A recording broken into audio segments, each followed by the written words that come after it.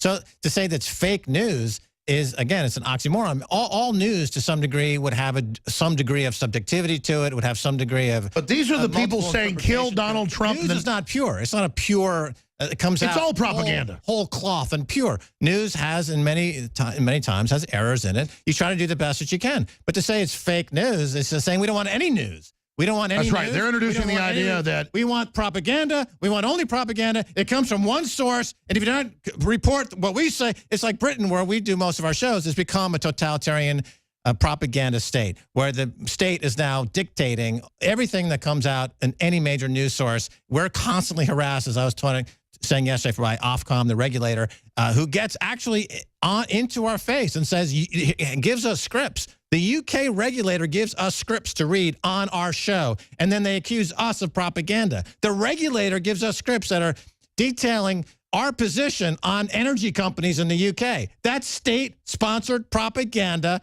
That's right up there at Pol Pot. And all of this grew out of D-notices. All of this grew out of national security. Oh, you can't talk about where nuclear weapons are stored. Next, it's you can't say you're for Brexit, or you can't say you're against it. You just can have no view. You can't we couldn't mention Brexit for 6 months. You can't say anything negative about the migrant situation. We can't say... It's illegal. We couldn't mention Brexit for 6 months. They threatened to take RT off the air in the UK.